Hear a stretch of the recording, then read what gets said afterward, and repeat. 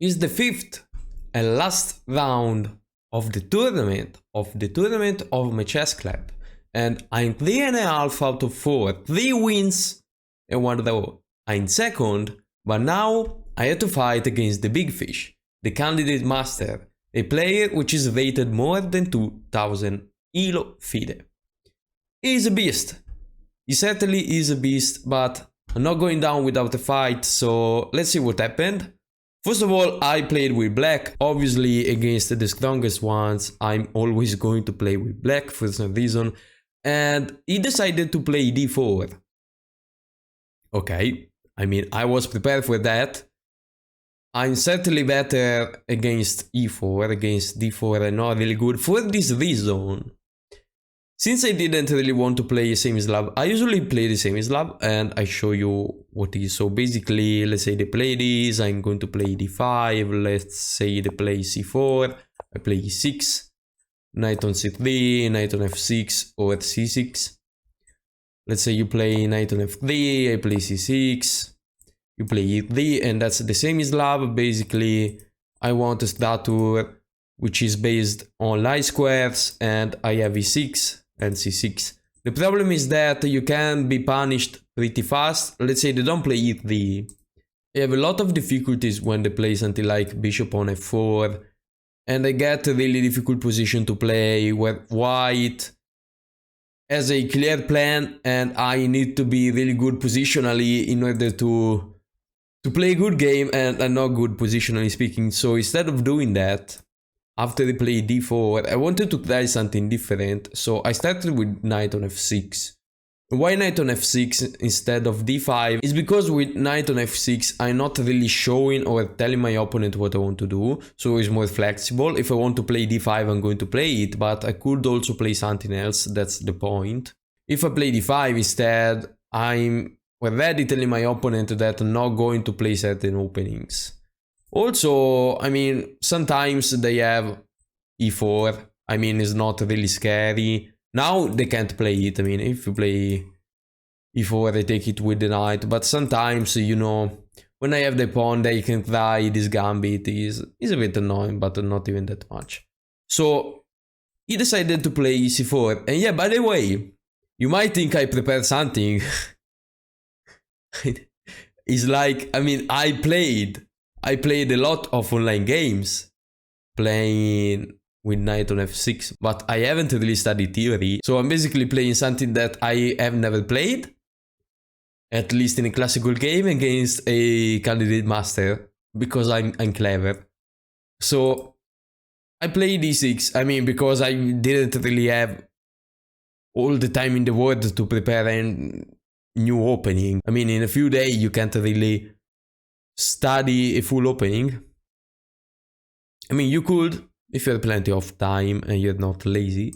So he played knight on c3 and I played bishop on b4. Now that's the Ninja Indian defense. I know this, but basically my theory stopped basically now. So we didn't even start basically. And yeah, my opponent played f3. And f3 is the third most played moves, but I mean, usually is not really played. But yeah, it's interesting, it's definitely interesting. You want to take the center with this pawn too, so I obviously have to do something about that. So, I mean, I didn't know theory, but obviously I have to play d5. I can't allow e4. Obviously, when you play the Ninja Indian, the thing I know is that I really want the control of the e4 square. So if someone plays f3, I absolutely need to play d5. So in order to block the e4 push, otherwise, if you can play e4 successfully, I lose. As simple as that. If you can do that, I lose. If you can't, I might win. So he played a3, and the point is that if I move the bishop, he has more control on this square, which is bad for me, obviously, because now the knight is pinned. But if I move the bishop, is not.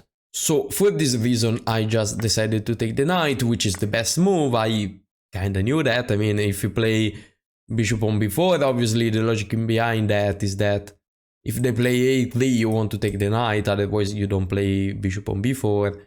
And after that he takes with the b-pawn. And I played the first wrong move. The move was castling. Now, Stockfish doesn't think he's wrong. But from a human point, not saying he's lost. I mean, he's not lost, but for black from now on, if white knows stuff, he's going to suffer for all the game. And I'm not kidding. I'm not kidding. The move I should have played was c5. Was c5 because I need to attack in the center. My opponent is going to have a massive center. So for this reason, I absolutely have to play c5. And let's say I play c5. The most played move is taking the d-pawn. So they take, and he says that I can take with the knight. After that, pawn takes.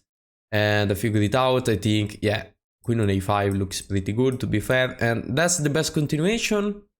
Makes sense. Yeah, I wanted to be more careful about everything. I didn't want to allow queen on e4 check or something like that.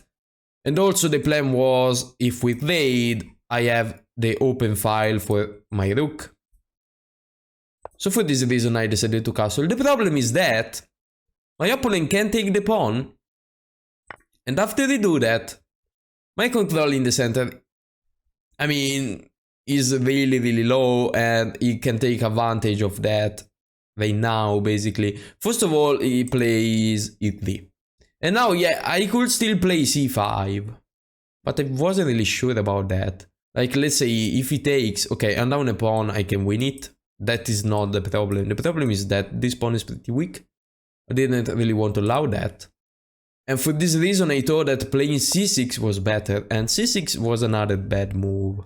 That's why you should really know the theory when you play classical, because your opponent is going to punish you. I mean, he's the kind of the master, he knows a lot of stuff. And he played bishop on d3. And why is white better? White is better because now, I mean, I can't really stop e4. That's why Stockfish keeps suggesting me to play c5. He wants to counter the center somehow. And yeah, now I'm plenty of problem. I can't really stop e4. So I played rook on e8. And now you think I stopped e4. Okay, now he can't play e4. That's true. But he can play knight on e2. And what I'm going to do, I'm not going to take this pawn, obviously. He's just going to play knight on g3, castle, and push. That's his plan, and I can't stop it. I can't stop it unless I play c5, apparently, and I wasn't aware of that. And I played b6, which is not terrible. b6 is not terrible. I want to develop pieces, so playing b6, I can play bishop on e6. So trading the bishop, he has less control on e4. That was my plan. I could also play bishop on b7 probably, or knight on d7, something like that. He castle. And now I really need to play c5 or bishop on e6. I played bishop on e6. And despite that, it's not like a really good move. And as you can see, the more you let Stockfish think, the more they understand that actually my plan was really bad. The fact that I didn't play c5 was bad. Was absolutely bad. And after the trade, because he can do that with no problems, I was worried about queen on a4. It's not his plan. He doesn't care about playing queen on a4. He can just play queen on d3. And queen on d3 is a big problem. Now, maybe Stockfish doesn't love this. I don't know why, actually. I mean, he's going to play e4 and I can't stop it. As you can see, I can't absolutely stop it. First of all, my knight is under attack, so I need to move it. Obviously, knight on c7, I mean, what else am I supposed to do? And they play knight on g3. How can I stop e4? How can I stop e4? Tell me. I don't know. Stockfish is suggesting to play knight on e6, which is a move, honestly, that I didn't even consider. Let's say you play e4. You have this? No. I can take, on take. Yeah, and now, no. Knight on c5. Oh, the point of knight on e6 was to play knight on c5. Obviously, you can't take because you lose the queen and you can win the pawn. Can you win the pawn? You don't have the... Yeah. He says you can. Ah, okay, so you go... Okay, so you won this, basically. And it's equal. Yeah. The fact is that I didn't even consider knight on e6. Like, it didn't even pass in my mind to play knight on e6. The only thing I thought was playing something like queen on d6. Or something like queen on d7. Or queen on c8. I played queen on c8, which is basically losing. The point of queen on c8 is not that I want to stop this. Also, this is not really that. The point of knight on g3 is that you just want to play e4. And after you play e4, you win. Like, if you don't believe me, you play d4. The point of queen on c8 was trading queens. Okay, first of all, I decided to take. Let's say I play this now. Can you just do this? Yeah, I was scared about this. This looks crashing, to be fair. Yeah, it is. But it can't even do worse, apparently. So instead of doing that, I just decided to take. So there is less pressure. For some reason, I thought this make any sense. I mean, as you see now, after you play these, all of this stuff, you have a massive control in the center. Okay, with these 2 pawns. And the major problem is that this file is open. You're going to push. It's not a pass pawn, but it's quite a strong pawn. After that, my knight has to move. And I lose. I mean, I lost. I lost, to be fair. After that, I played queen on a6. And instead of trading, which obviously is not going to do that, he played queen on f3. Now, I saw these. The problem is that I didn't really know what to do. Like, I saw this line. I saw that we could have gotten to this position. Like, to be fair, I didn't know what to do. And I mean, at this point, he is just threatening to play this. And after he played this, I mean, it's GG. Can't really do anything. Another thing is threatening. Is bishop on g4 actually, and that's another advantage of having played d4. Okay, let's say I play rook on f8, so after they play this, I move. Yes, bishop on g5. Yes, bishop on g5, and you think, so what? Well, I tell you so what, let's say I move the knight, something like that. The knight gets in. So what? Well, so what? Let's say I play knight on e6. Attacking the bishop. Okay, there is this, for example. I need to move the rook. I attack the bishop. Knight on h6. Something like that might happen. I mean, I think you understand. I think you understand that that's crashing. That's absolutely crashing. So playing such a move will lose the game. So it's +6. I didn't know that at the time. I thought it was like +3, something like that. But then something happened. Something that is kinda wide, really wide. The candidate master offered me a draw. He offered me a draw. He basically said something like, I have an offer for you. We can draw and you end the tournament with 0 loss. I mean, guys, this is a tournament with 0 elo variation. It's just a tournament for fun, let's say. It's a tournament of my chess club, so it's not really relevant. So you might think that in this position I can play, and if I lose, I mean, no one cares. The problem is that I care, because if I lose in this position, I'm kinda mad because I lost. And I'm not mad because I lose this position because there is no way I can save these.